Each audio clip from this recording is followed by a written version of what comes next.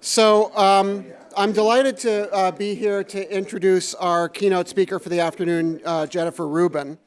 Jennifer, as you probably know, writes the Right Turn blog for the Washington Post, which offers a bracing and stimulating mix of reporting and opinion from a conservative point of view on an absolutely dizzying array of topics. As I was scrolling through some of her recent posts, in preparation for introducing her, it made me tired just reading through them.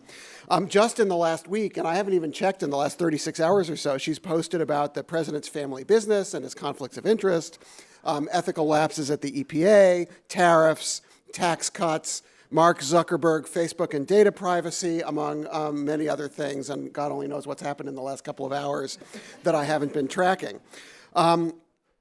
She also seems to be adept at what you might call orthopedic diagnosis. She wrote just earlier this week, "Now would be a good time for Republicans to find their spines." She's been relentless and intelligent in holding those in power to a consistent and principled set of standards of rhetoric and behavior, and in pointing out where and how they fall short, a stance that I should say has brought her a fair bit of notoriety and criticism from others on the right, and that, as we were just talking, has put her in an interesting position, but that I think has made her really indispensable reading for many of us who are trying to get a complete view of the unfolding drama of American democracy. Jennifer came to the Post after stints at Commentary and the Weekly Standard, among other publications. She came to journalism after a first career practicing law in Los Angeles, I understand. I'm not sure which of those facts is more unfortunate. We should be very glad, I think, though, that her professional journey brought her to journalism and to Washington, and we're especially delighted that that journey includes a stop with us this afternoon. So please join me in welcoming Jennifer Rubin.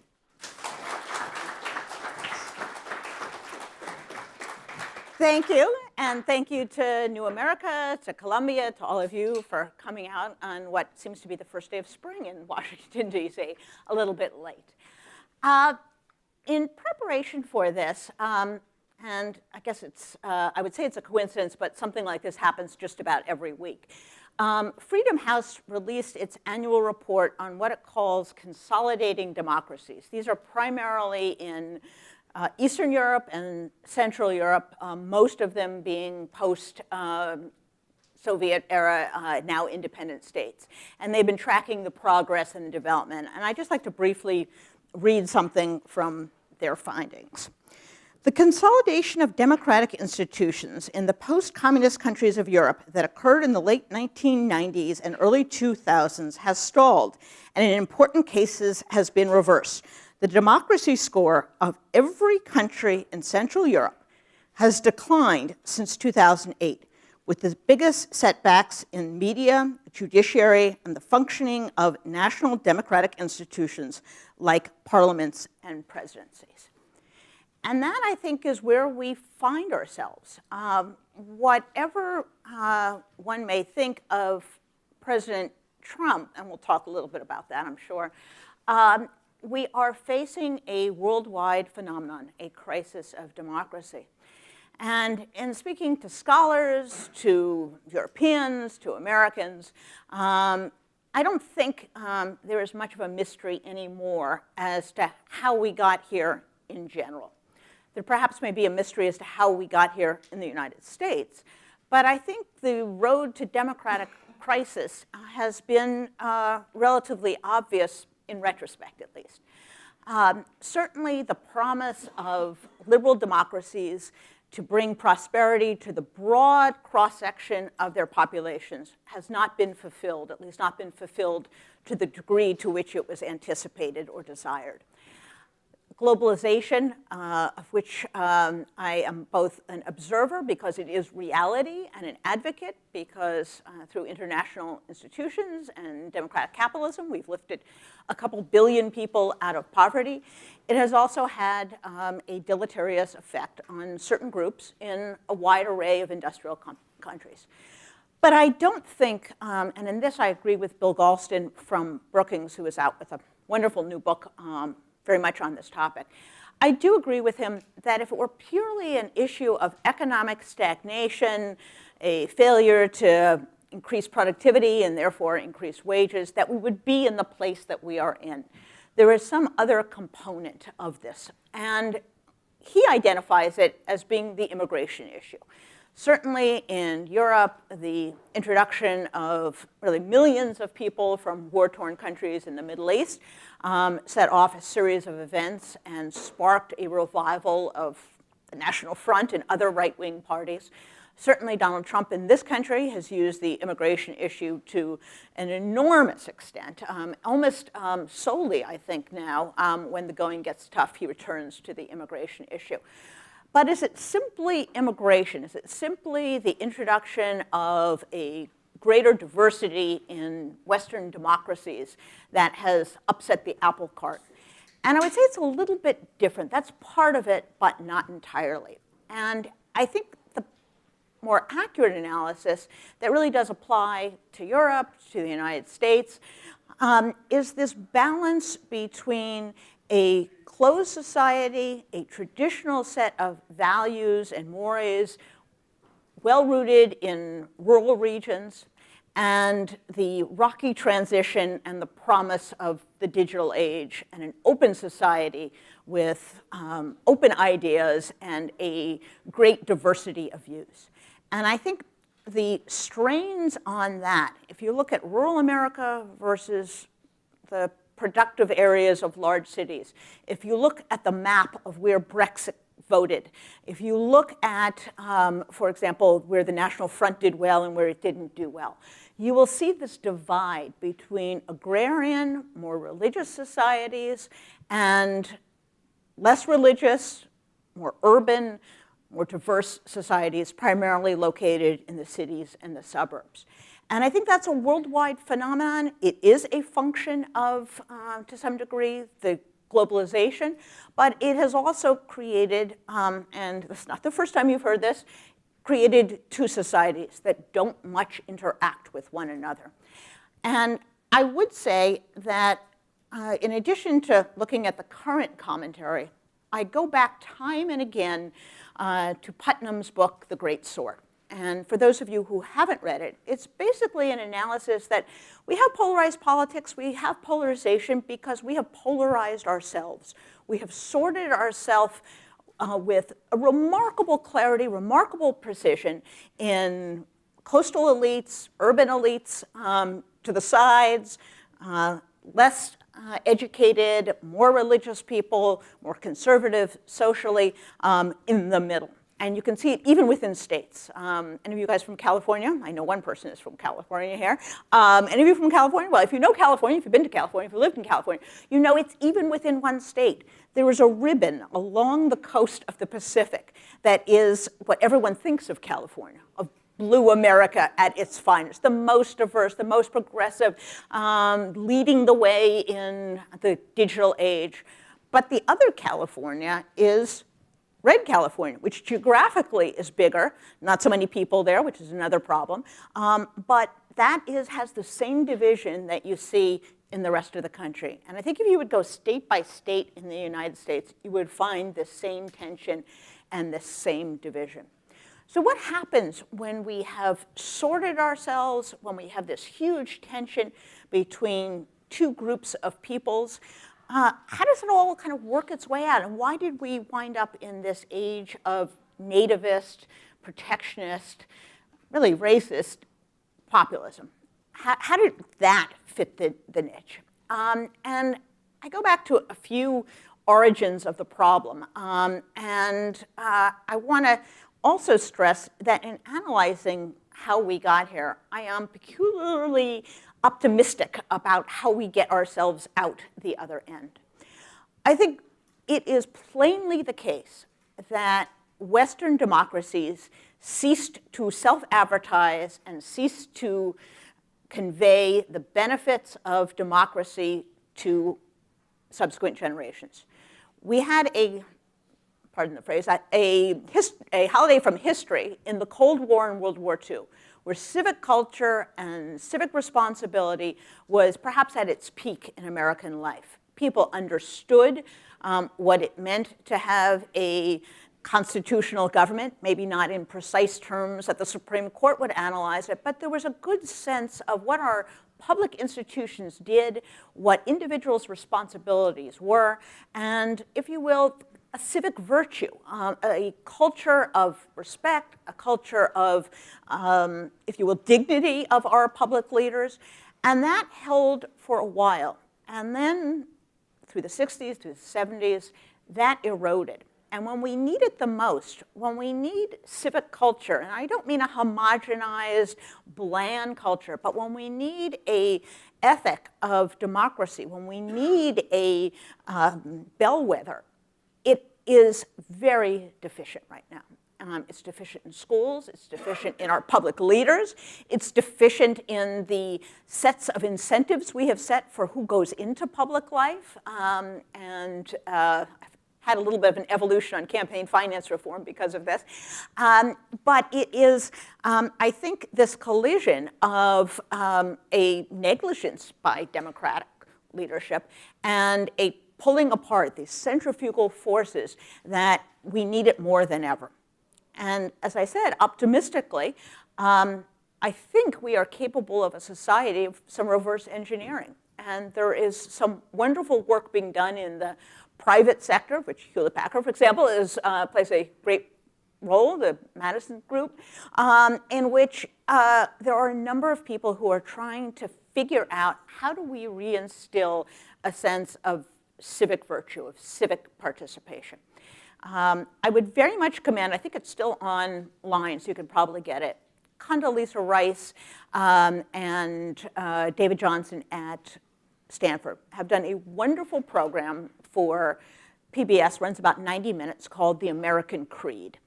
And that is exactly what this is about. It's exactly about the need to rediscover and reinforce a set of civic virtues and a sense of unification. As a conservative, I have always believed that America is a creedal country. All men are created equal, and that race and gender and every other division is irrelevant in your definition of what it means to be an American. That view, which I thought was self-evident, and I'm sure all of you thought was self-evident, is very much not self-evident. And that's, I think, part of the way we pull ourselves back out of this. I also think that for better or worse, the media and the media environment in which we find ourselves is particularly conducive to demagogues and right-wing populist leaders. It's hard to seize a chunk of the electorate, I'll be talking about America for a moment, when you have three large networks, these behemoths that broadcast to everyone, and more or less everyone is getting the same facts, the same news.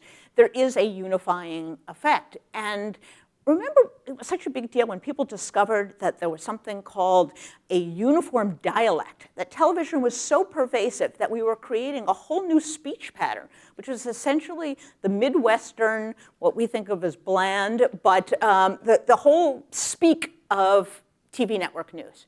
That was one indication of many about how we, in essence, again, reinforced a civic culture through a finite number of outlets. That is, to my kids, as old as buggies and lamplighters out on the street. That is an era gone by. And we have fragmented, we have removed all barriers. If any of you saw parts of Mr. Zuckerberg's testimony this week, you could see how easily that is captured and used. And so the tools for people to exploit these divisions are more plentiful and free than at any time, I think, in our recent history. So I think the media environment has a huge amount to do with this. Third, I would say that, at least in the United States, the particular structures that we developed in order to prevent tyranny, in order to prevent the accumulation of power, have led to a paralysis that has really infuriated a great number of Americans. We are designed, the Senate specifically, of course, to not move fast. We are designed to spread power among the branches of the federal government and from the federal government down to local government. You combine that with extreme polarization in the electorate, which is then reflected in the extreme polarization of our elected representatives, and you have absolute gridlock. And whether you agreed with his solution or not, when Donald Trump made the case that America is broken, that American government is broken, that it is non-responsive, it doesn't do what the people want it to do, he struck a chord not only with his white working class, non-college educated voters, but with a lot of Americans, because there is this sense that something is terribly broken. And how did it get this broken? Again, that's another 2-hour talk. But part of it has to do with the way in which we finance our politics. Part of it has to do with the erosion of political parties as a sorting and moderating influence on our political system.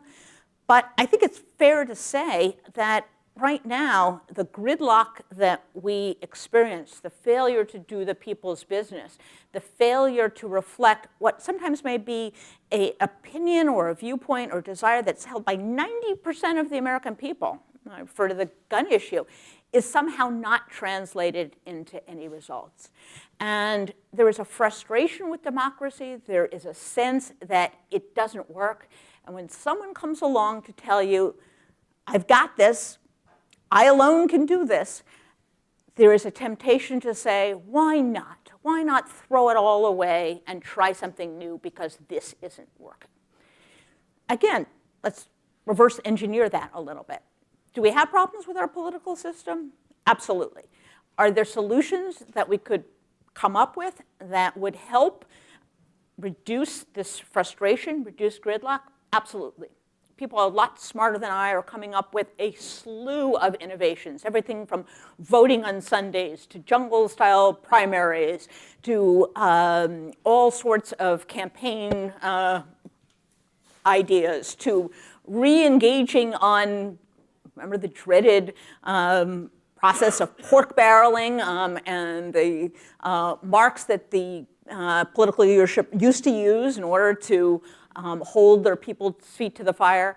There's a whole range of issues which I'll call reforms of the democratic process that I think are designed not to promote urgent action and not to promote one outcome or another outcome, but to sort of unlock the gears so that there is a better representation of popular opinion and a path towards some resolution of some of the issues that confront us. It's going to be a long time before we figure this out, if we do at all. And I think, ironically, what has given this a little bit of a jump start and what has perhaps brought us to a point where we could envision some unlocking, you can see the ice breaking and the ice flows separating, is Donald Trump himself. And I can attest to that personally, having been on a political journey of the last year or so, that there is, I think, a resurgence of a good government, if you will. It's gotten a bad name of the goo-goo government folks, but of well-meaning, concerned center-left to center-right people who are genuinely afraid for the well-being of our country, who are genuinely aghast at our current president, and who understand we've got to get in the game and we've got to fix the architecture of our society before we could get back to arguing about the top marginal tax rate and how much government we really want and what health system should we really have. That if we don't get the big issues of shoring up democracy, modernizing, updating, lubricating the gears, that we're going to be in a heap of trouble. And I think the irony of Donald Trump is that he has also, I think, provided or shown the way to get ourselves out of the fix that we were in. or partially get ourselves out of the fix. I am, ironically and perversely, extremely optimistic as I stand here today. Why? Because we have millennials voting in numbers that are off the charts. In an off-year election, we're not in a presidential year, and not around a single cultist figure, but around issues that are very value-laden. When you hear them speak about Me Too, when you hear them speak about environmentalism, the gun issues, these are issues that go beyond a policy prescription and are really value-laden expressions of their mindset.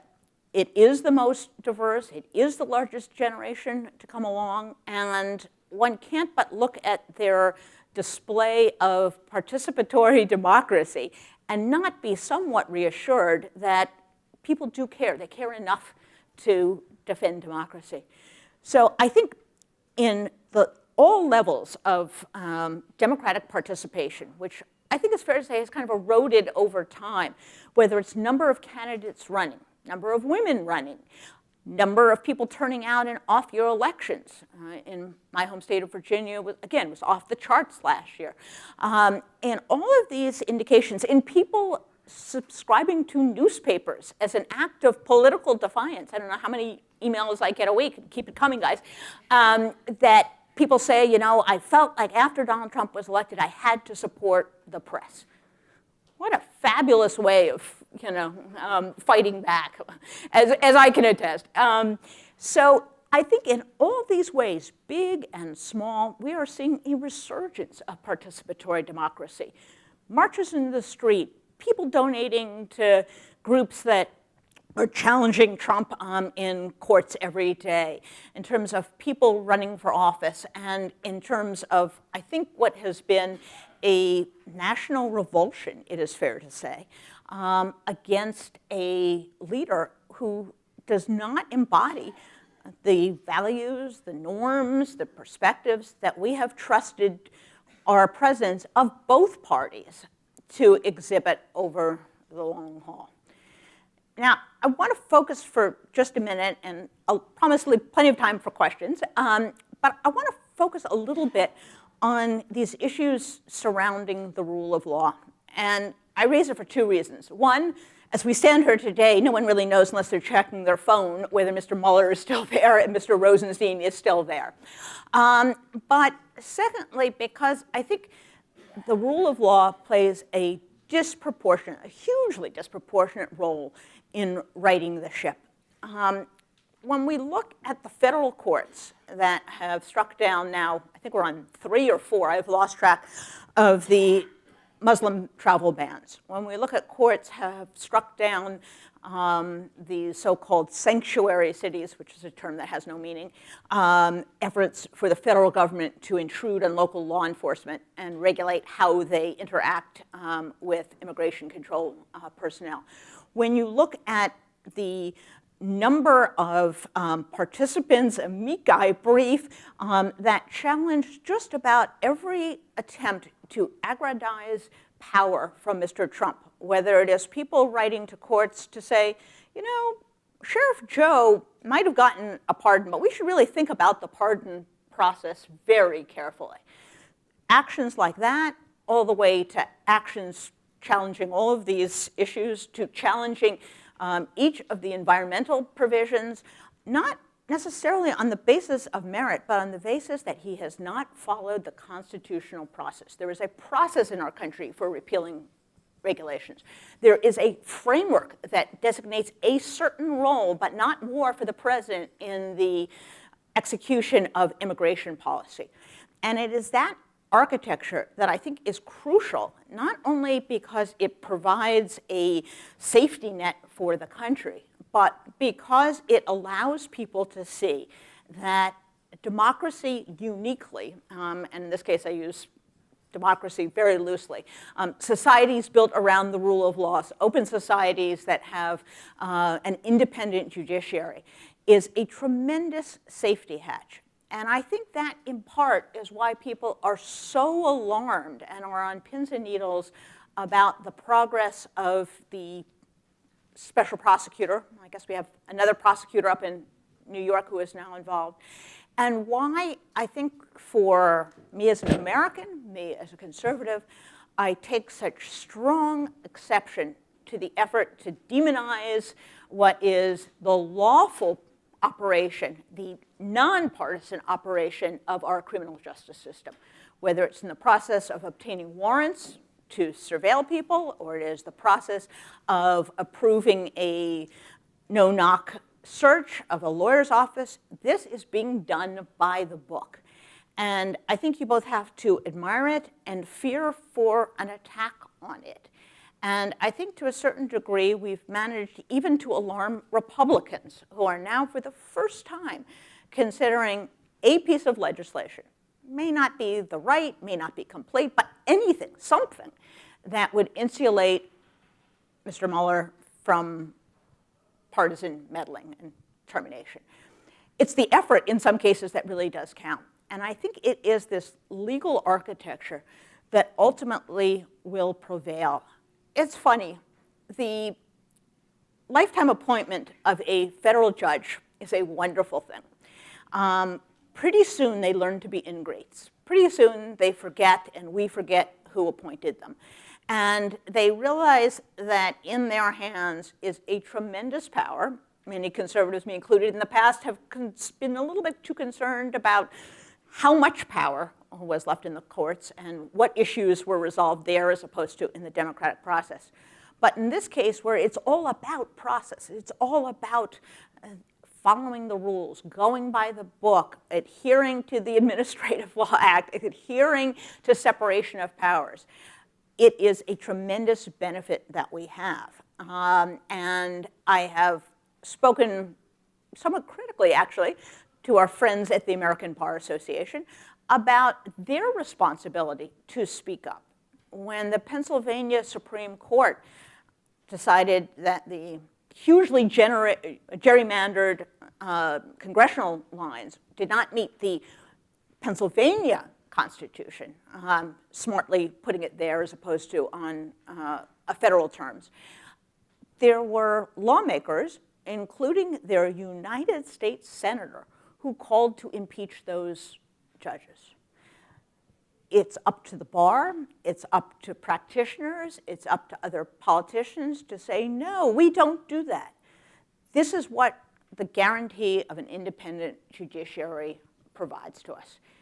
So I'll wrap up my semi-prepared remarks on this note, that I don't want to minimize the dangers of this right-wing populist movement. We're frankly looking at a situation in which an echo of the Warsaw Pact could be reemerging. We may be, in another few years, back to a situation in which Eastern and Central Europe identifies more with Russia than with the United States. That is cataclysmic. We could be in a position, in fact, where the president does take some outlandish action and winds up pardoning himself, his friends, his family, and defying all legal structures. So I don't want to be Pollyannish about it. But I also think it behooves those of us who study this and who root for democracy not to become fatalistic, not to be defeatist about this, and to see that the shoots, the green shoots of democracy are popping up, that we have institutional protections that are under attack but have endured, whether it's the free press, whether it's the courts, and that there is a, I think, renewed sensibility, a renewed interest in constitutional government and free democracies. Anytime we are having a debate about the constitutionality of anything, I think that is a great day for democracy. To have ordinary people arguing about the extent of the president's power to regulate immigration, that's what's going to save us. That's what's going to, in the long run, preserve the system that we have.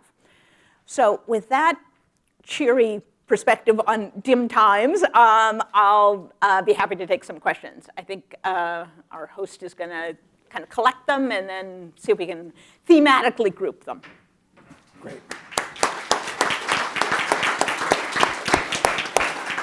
Okay, thank you so much. That was terrific. So we do have plenty of time for questions. So as Jennifer said, we'll take a round, bring it back up here, and we'll go back and forth for as long as we have. So let's start in the back with Lee. Hey, Rubin.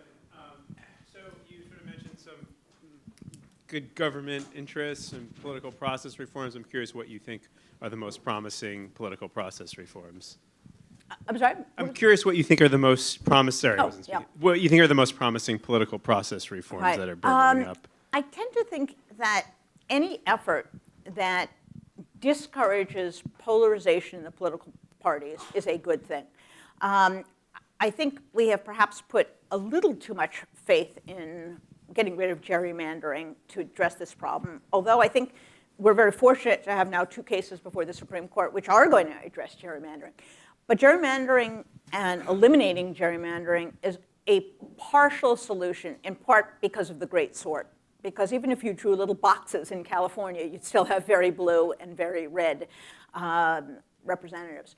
So, but I do think jungle primaries, which essentially say everybody's into the primary and you take the top 2. So there's an emphasis and an incentive to appeal to the middle. I think efforts to strengthen the political parties, I would be very much in favor of trying to cleverly route some of the campaign cash that we have there back to the parties so that at least it goes through some institution that sorts. I think it is possible, although not in the short run, that we can revisit and perhaps reinstate. I think it would be a good idea. Of all things, a very anti-democratic convention, but one which has a perverse way of assisting democracy, and that is the Senate filibuster. The Senate filibuster makes appointees get support from the other party. I am very concerned about a federal judiciary that can be elected purely on the votes of one party. That's going to have tremendous implications down the road. And I think if the parties could come out of their daze and say, all right, we'll change the rules back to the way they were 5 years from today. We don't know who's going to be in power. That would be a good thing, too. I think a lot of what we were also talking about is a change in normative behavior. All of us, me included, took a tremendous amount for granted when it came to our political leaders. I had plenty of differences with President Obama, but he did not defy legal norms. He did not assault the sensibilities of Americans as a diverse people who had a creedal heritage. He did not demagogue immigrants. He did not do a whole slew of things. He did not attack American institutions. And I think the entire campaign and the entire process of electing leaders is due for an update. And the sorts of things we care about, the sorts of campaigns we construct, and the criteria by which we look at our leaders needs to change, and I suspect will change in large part.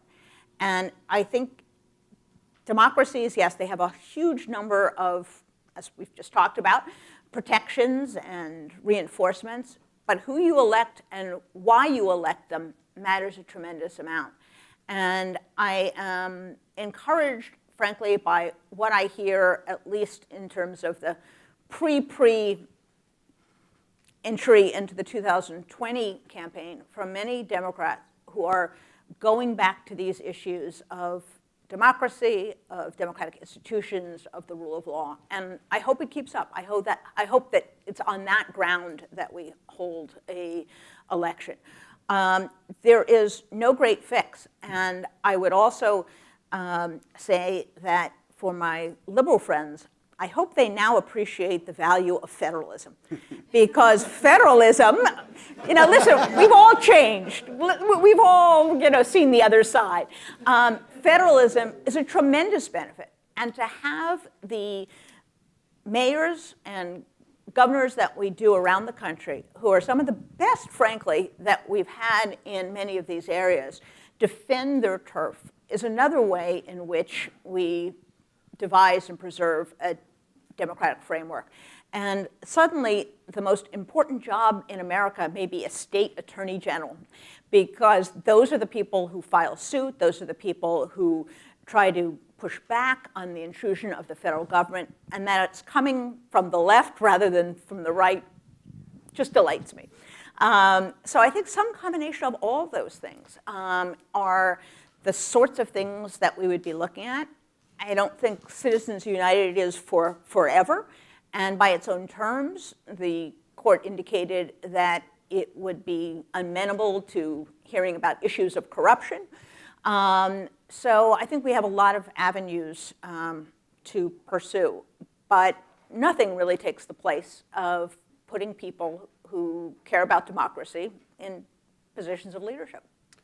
Okay, I'm building a list, so let's go in order. So, Kristen.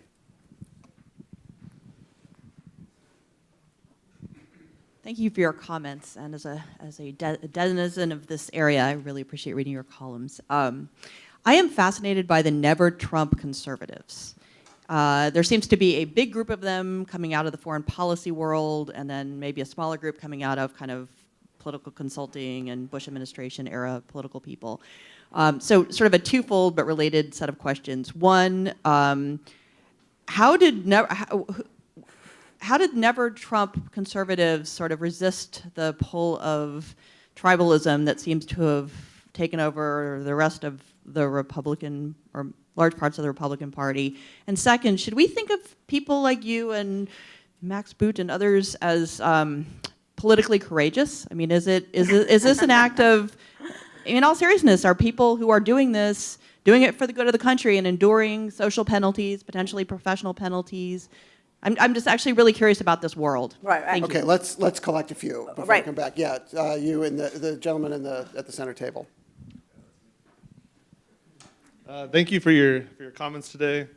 Being from Southern California, I do have to say that blue ribbon isn't continuous. It is broken in the stronghold of red Orange County. So But tending more blue, actually. it is actually. Tending more blue.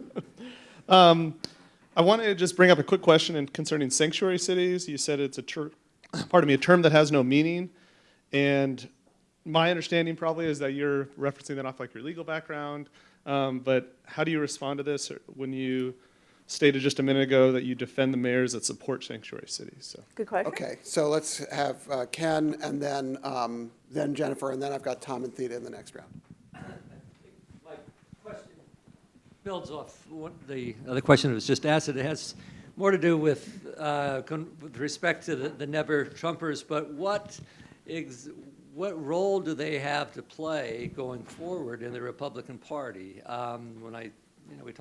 We've talked a little bit yesterday. There's I think more discussion today about the nature of the changes that are underway within the Republican Party. And is this now Donald Trump's political party, or is there still significant space for those who maintain, the kinds of vision that you laid out within the Republican Party? Okay, so a range of questions about the never Trump conservatives and the Republican Party, and then a set of questions about sanctuary cities and federalism. Let me take the sanctuary city issue because it's a little bit more discrete.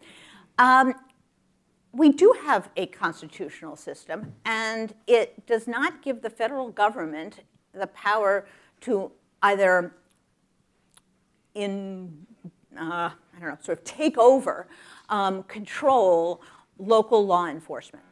They do not have the power for the Justice Department to call up a local police chief and say, this is how you're going to run your department, this is what you've got to do. We have a FBI, as we all know, to deal with interstate issues and issues of federal law. But matters of local policing have always been within the jurisdiction of local law enforcement, except, and this is a huge exception, when it involves fundamental civil liberties and constitutional rights, implicating a federal issue. The notion that the federal government should force local law enforcement to reprioritize their policing, to say, no, I think it's more important that we arrange for the deportation of someone who has committed a non-violent crime. That's more important than getting the cooperation of an entire community to be witnesses, to be on the lookout for crime, to be cooperative with the police. The notion that we should allow that to happen through edict from the federal government is the antithesis of federalism. It is also the case that the president doesn't really have these tremendous powers to rearrange our immigration law on his own. It's actually a law. There's actually a bill that was passed by Congress. Congress has the power to amend that or to repeal that. The obligation of the president, of course, is to execute the laws and to, within the contours of existing legislation, promulgate regulations. The courts that have struck these down have ruled on both the grounds I just outlined. Federalism grounds, as well as executive overreach, separation of powers. The opinions are really some of the best guides, not only on that issue, but on the Muslim ban, that if you want to give yourself sort of a mini course in constitutional law, a little kind of tour around the Constitution, they're hugely helpful and hugely enlightening. You can kind of skip past all those citations and all that kind of stuff. But the issues that they are dealing with, the limited powers of the executive, the division of power between local governments and the federal governments, are what I think is at the core of this issue. I would also say that this is an issue in which non-legal norms come into play. The lie, and that's the only way I can phrase it, that we are in the midst of a crime wave generated by illegal aliens is complete and utter nonsense. We are at a relative low compared to crime figures from 20 or 30 years ago, and there is zero. And in fact, I know there's zero because I called up the Justice Department and asked them, what evidence is there that any increase in crime in any category is attributable to immigrants or illegal immigrants? There is no such evidence. And so I also look at this as a normative problem. Should we allow an administration to make up facts, to demagogue an issue, to isolate a group of people and attribute negative attributions to them, negative attributes to them? And if you find that creepily similar to some of what these right-wing parties in Europe advocate, I think you're actually on the right track. So let me go back to Never Trumpers.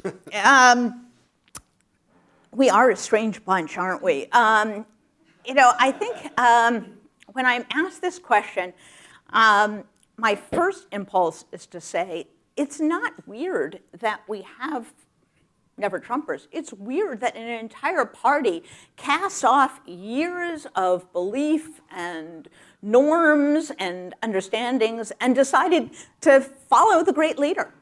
There's a great portion of the Washington Post ABC poll today that looks at whether I think it's that poll, maybe an NBC poll, but it looks at whether the president's sexual life, private life, should be a disqualifying factor.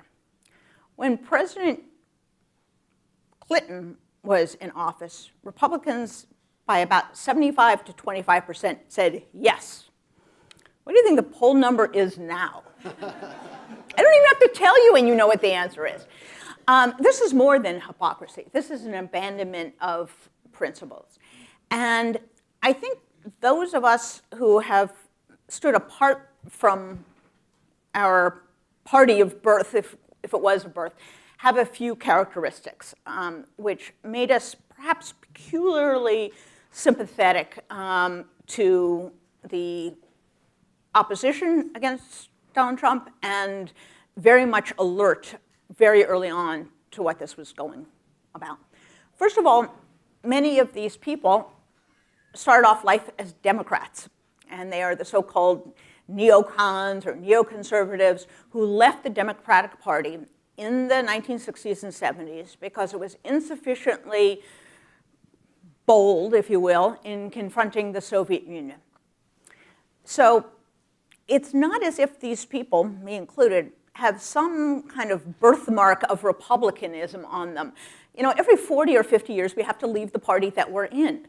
And I think it is not a coincidence that people who move parties for purely ideological reasons, as opposed to a history or a loyalty that goes by family or goes by region, were the first to jump off the Trump train, or to never jump on and to put their hands up to stop them. It's a particular sort of politics that I think is principled, that is driven by just some fundamental core beliefs about what is America and how we're structured. I also think, and it's not been unnoted, that a very large number of the public face, if you will, of Never Trump movement is Jewish. Why is that? I think you couldn't listen in the 2016 campaign to Trump's language and his rhetoric and not make a personal, historic flashback to Europe of the 1930s. And the same is true, by the way, that's not a Jewish thing, the same is true of Mormons, another persecuted religious minority.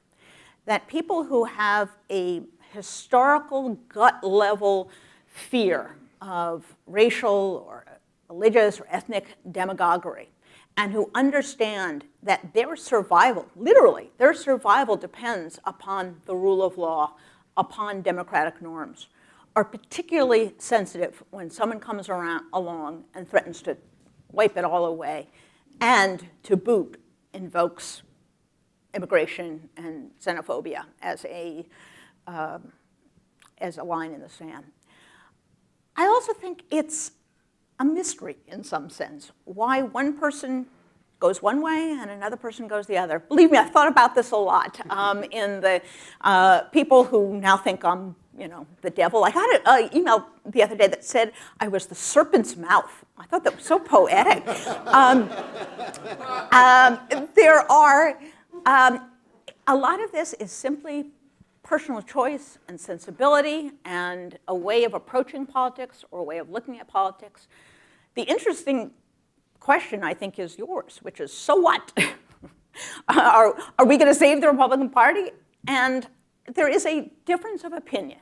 My good friend and fellow never-Trumper, Bill Kristol, strongly believes that the Republican Party is rescuable, that they can throw out Donald Trump, they can elect new people, they can have a moment of, like the South African or the Chilean, sort of confessional processes for ameliorating the divides in society, and they will resume, and we will have our sane two-party system back and running. I wish that were true. I really do. And yet, I don't know about that. I think in abandoning whatever their definition of conservatism was for right-wing populism, they personally, as well as institutionally, have crossed a line that many of us think is incompatible with democracy, incompatible with America as a multi-ethnic, multi-racial, multi-gendered, and multi-everything society. I think on a personal level, I would not trust these people again. And I mean that on a personal level. The people who participate in this, I would not trust with power again.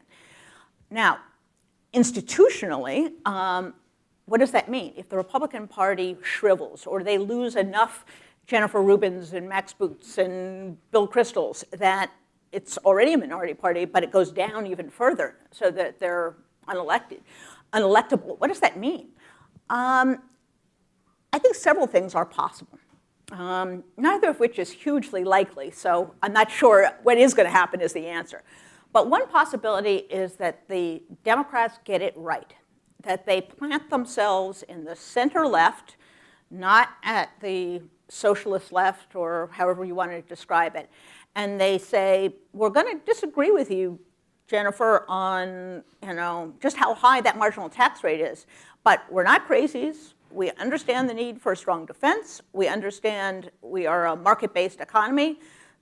Come on over and test the waters. In other words, it is possible that the, if you will, sort of the New Deal coalition of sort of everybody but the evangelical right can kind of band together and within that party work out most of the debates, most of the policy issues. I look at the Democratic Party right now, other people are more expert than I, and it doesn't seem that that's really where the energy is.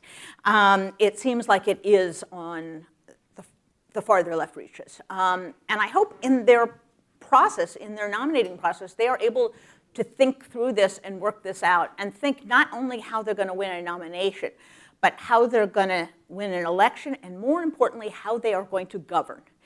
And I think that's going to be the most fascinating part of 2020. The other possibility is we have the arrival of a new party. Third parties don't usually work in America, let's be honest. In fact, they do very poorly. But what other rules of American politics have not been broken in the last 2 years? So why not? Is it so impossible to imagine that in a wipeout year, let's say, for instance, the Republicans lose 60 seats in the House, and they actually manage to lose the Senate. A bunch of governorships go the other way to the Democrats. Is it so inconceivable that a John Kasich could say, I'm running as the New Republic Party, or the New America Party, and come join me? I don't think it's impossible to imagine that. And the old adage, the Whigs didn't last forever. They went down, the Republican Party was born, interestingly enough, on the issue of race. And so that is possible as well, that you have sort of a passing of the baton, that the Republicans managed to marginalize themselves to such an extent that they become, in essence, the third party. It's really hard to think about how you get from here to there, except over a very long period of time, but it is theoretically possible. So I think the answer is we're all going to have to wait and see how it comes out. And that's what makes these midterms so much more important than any other midterms, because we're deciding, in essence, not only who's going to control Congress, is there going to be a Congress that's sympathetic to impeachment or non-impeachment. We're kind of laying the landscape for how we think our political system may operate going forward. And if the Republican Party is rewarded or given a pass for its current behavior, that's one path we're going to go down.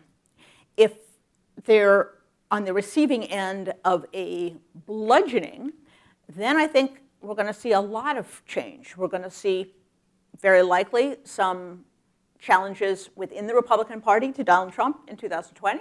And we may very well see some independent voices and some kind of amalgamation of something or other.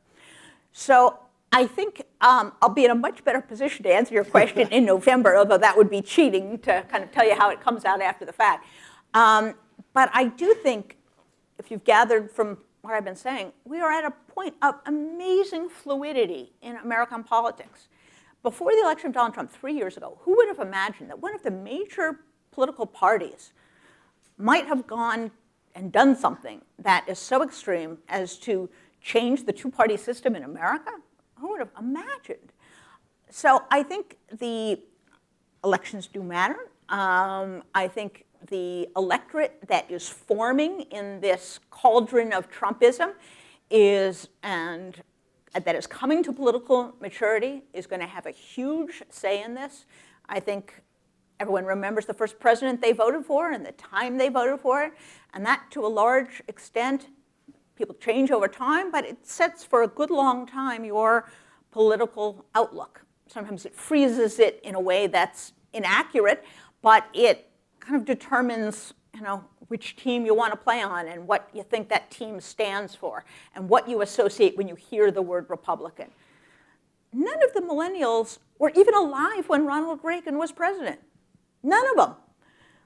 So they don't know a Republican Party that is cheery and optimistic and, passed what is now called amnesty and, talked about the common man. They don't know that Republican Party. That's as foreign to them as Abraham Lincoln.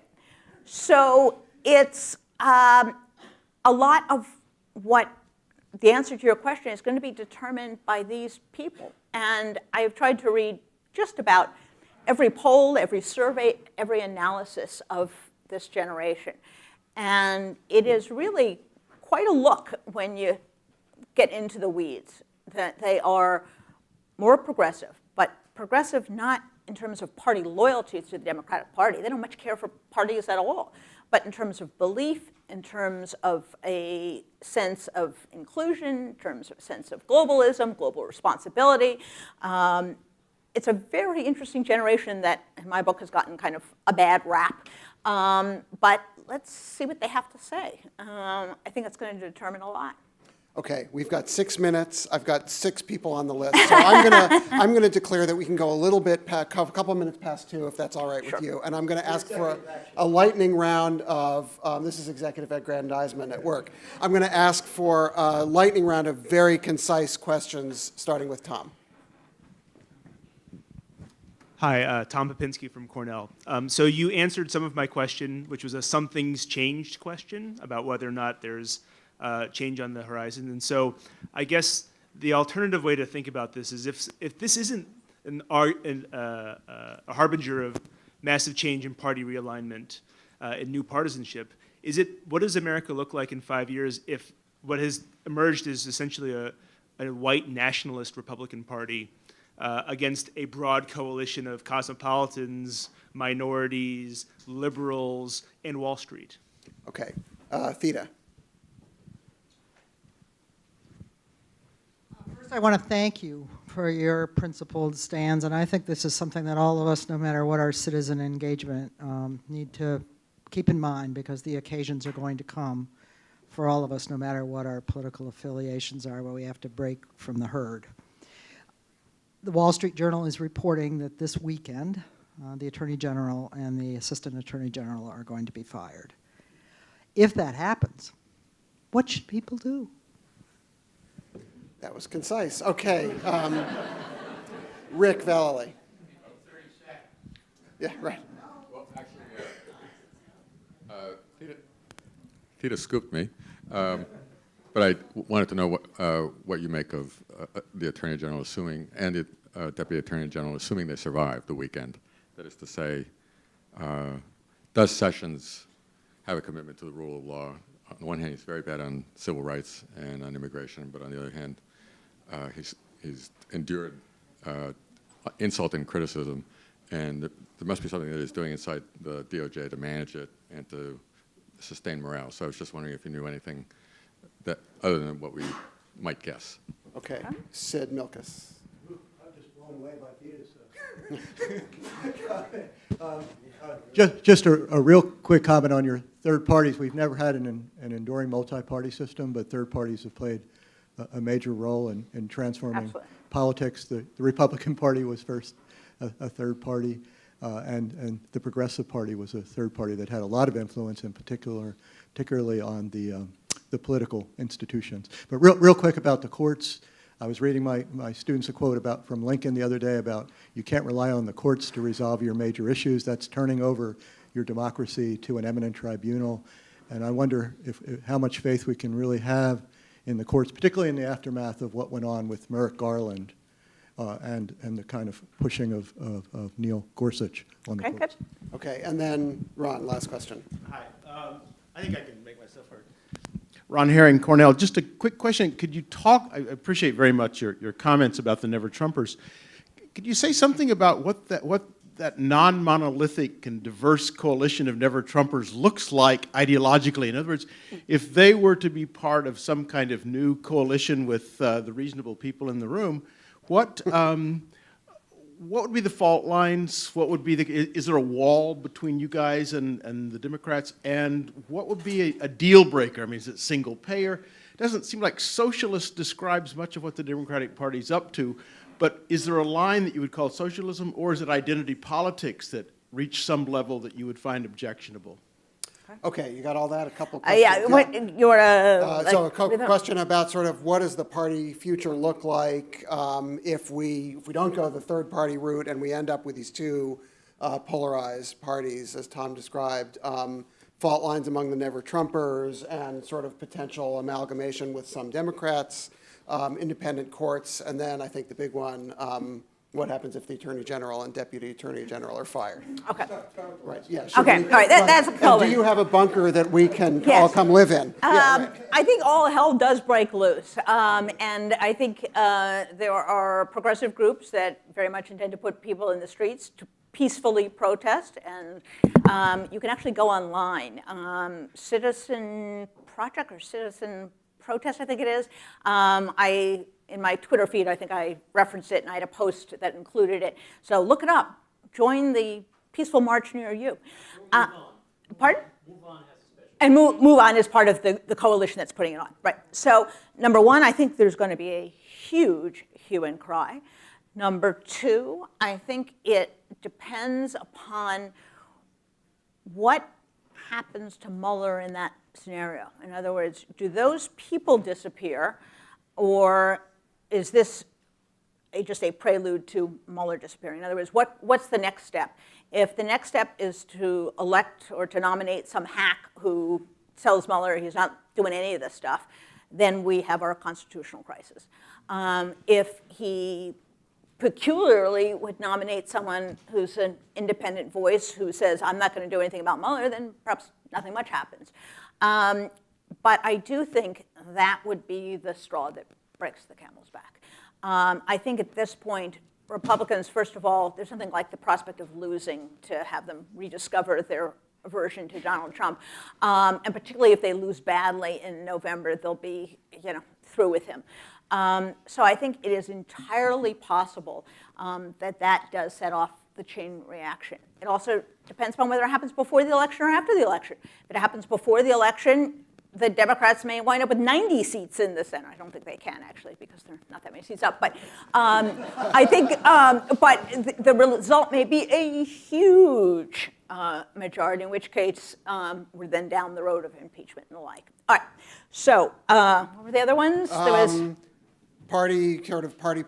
continuing party polarization, white nationalist party versus cosmopolitan party. What does that look like? Independent courts. And a little more on the never-Trumpers and sort of fault lines with the Democrats. Okay. In 4 minutes. In 4 minutes. Okay. Independent courts. There's a difference between enforcing constitutional norms and deciding issues of social policy. And we can have another 2-hour lecture on that. But I think we have to distinguish between issues that are line drawing between federal and state power, between the executive branch, and wading in to create substantive law on issues that could frankly be handled by legislative players. Next issue is polarization. I think if the result is that you have this really shrunken Trump core, and everybody else is in some kind of Democratic coalition, you will have a very lopsided political system, not unlike the New Deal, actually, for the foreseeable future, until the Republicans decide, oh, hell, we're never going to win an election again, and then decide to migrate back towards a more traditional role.